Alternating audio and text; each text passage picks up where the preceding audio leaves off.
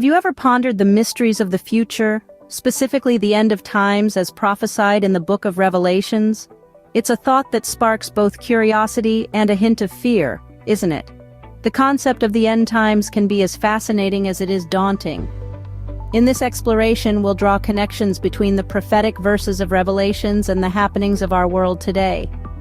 As we delve into these parallels, it's crucial to approach with an open mind and a yearning for understanding.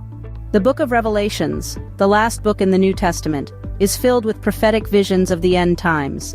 Penned by John the Apostle, this book is a profound tapestry of symbolism and prophecy, painting a picture of the ultimate fate of the world. Let's delve into some of its key prophetic visions. First and foremost, the rise of the beast. This beast, as described in the book, is a creature of immense power and authority, rising from the sea with 7 heads and 10 horns. Many have interpreted this beast as a symbol of an impending oppressive power or regime that will hold sway over the earth. Next, we have the 7 seals. These seals, when broken, unleash a series of divine judgments on the world. The breaking of the first 4 seals, often referred to as the 4 horsemen of the apocalypse, bring forth conquest, war, famine, and death.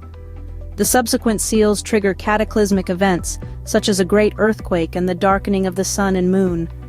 Finally, we come to the final judgment. The Book of Revelations describes this as a time when the dead, great and small, stand before God's throne.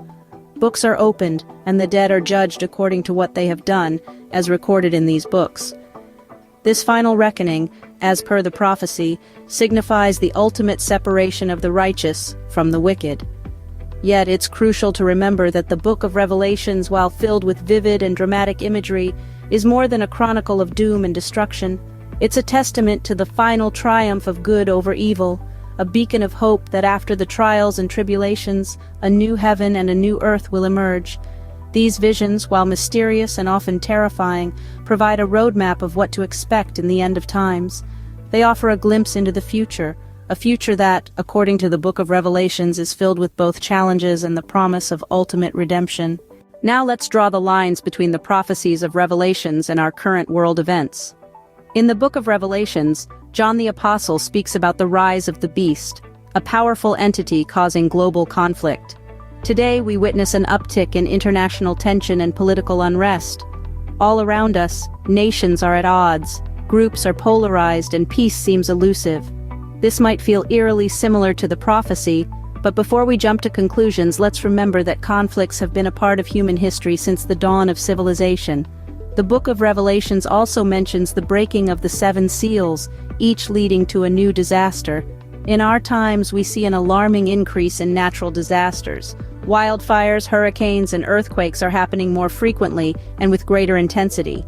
Scientists attribute this to climate change, but for those who study Revelations, it might seem like the breaking of the 7 seals. Yet it's crucial to note that natural disasters have always been a part of our world, and it's our responsibility to care for our planet. Lastly, Revelation speaks about the final judgment, a time of moral decay in society. Today, we see a decline in traditional values, a rise in corruption, and a loss of respect for the sanctity of life. Yet it's important to understand that societal change is a constant process. What one generation sees as moral decay, another might view as progress. We must be cautious about labeling change as decay, and instead focus on promoting love, respect, and understanding. In addition, we need to remember that interpretations can vary greatly. The prophecies and revelations, written in a time of persecution and struggle, were meant to offer hope and assurance of divine justice. They were not intended to incite fear or to predict specific events in our modern world. While these parallels are compelling, they are open to interpretation and should be considered with a balanced view. So, let's continue this conversation with an open mind and a compassionate heart, looking for ways to create a better world rather than predicting its end. Given these parallels, one might wonder, are we indeed living in the end times? This is a question that has intrigued and perhaps even troubled many. Some see the signs and believe that the end is nigh, while others argue that these are just coincidences. There are those who delve into the scriptures trying to decode the exact timing of the end times, but the truth is, no one knows.